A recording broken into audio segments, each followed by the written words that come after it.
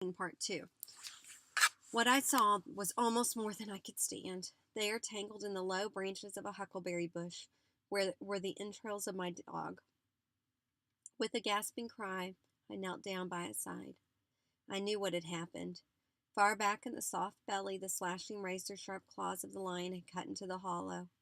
In my inspections, I had overlooked the wound. His entrails had worked out and had become entangled in the bush. The forward motion of his body had done the rest. He whimpered as I laid my hand on his head.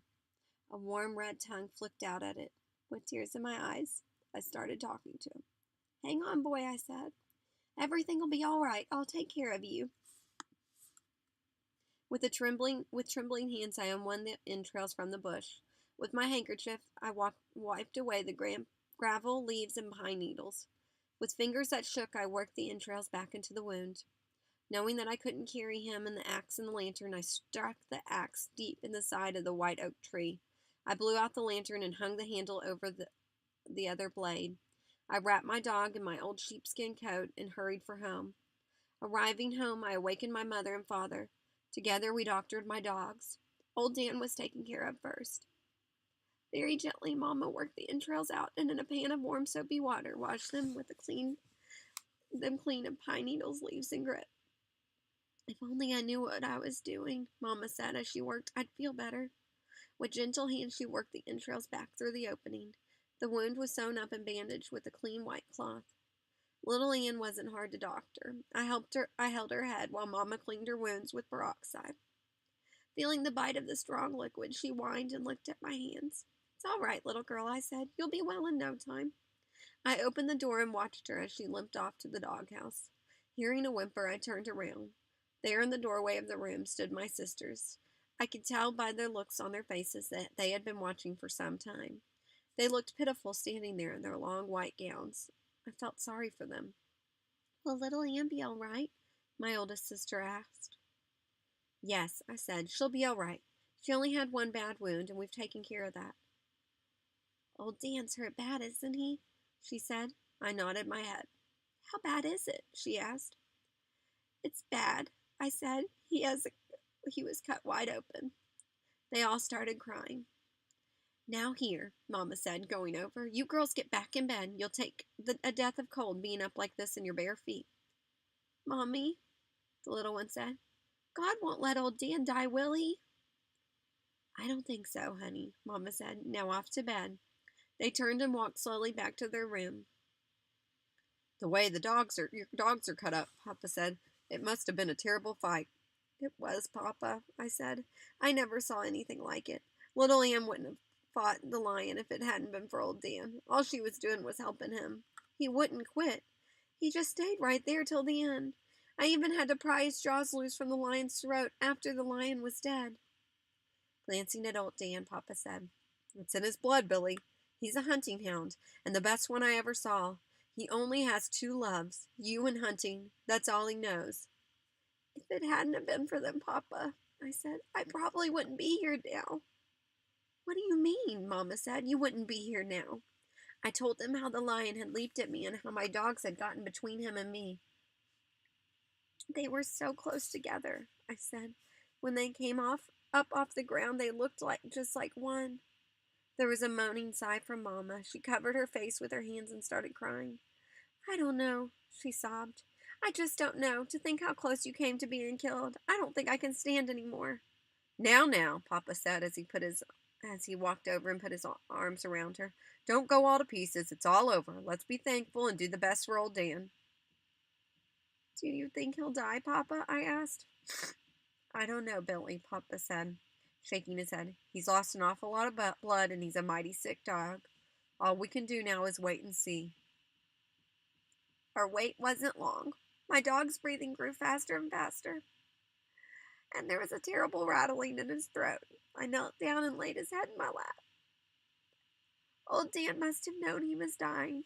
Just before he drew one last sigh and a feeble thump of his tail, his friendly gray eyes closed forever.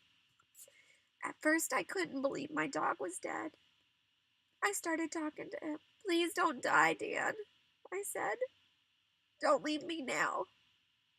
I looked to Mama for help. Her face was as white as the bark on a sycamore tree, and the hurt in her eyes tore at my heart.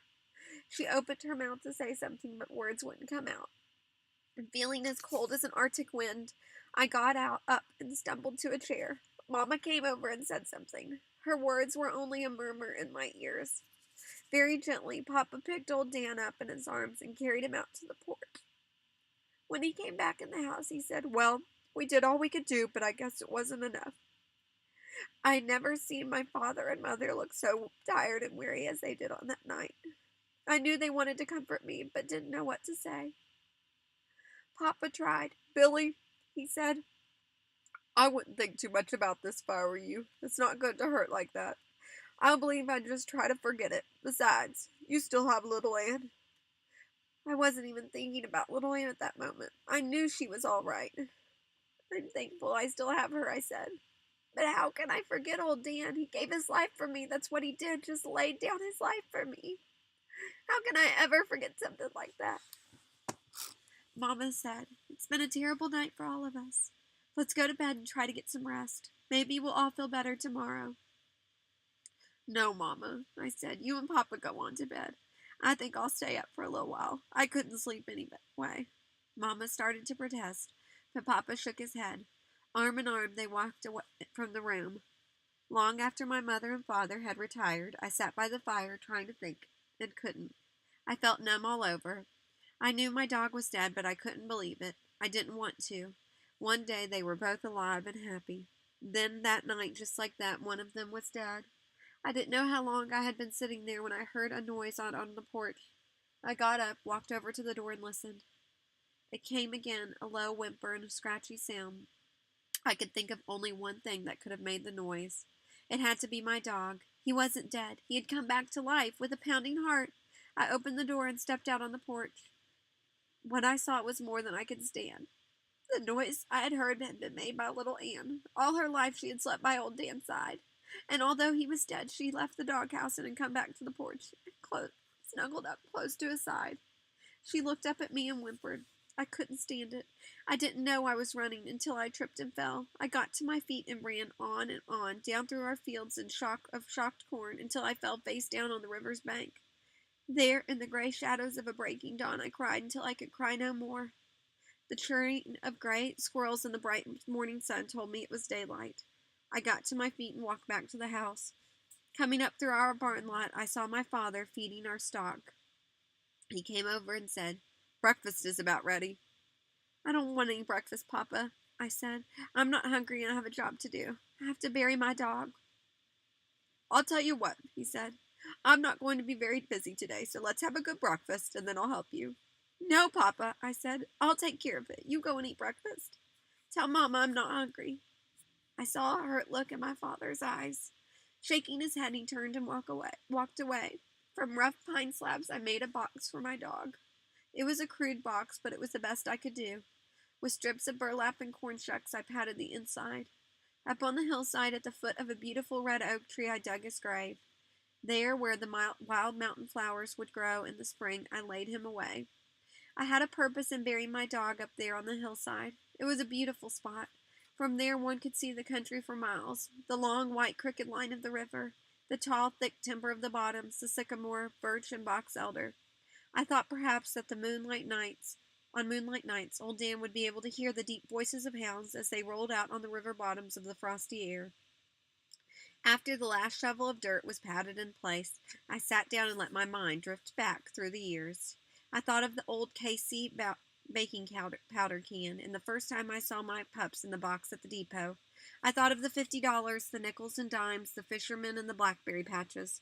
I looked at his grave, and with tears in my eyes, I voiced these words: "You were worth it, old friend, and 1,000 times over." In my heart, I knew there in the grave lay a man's best friend.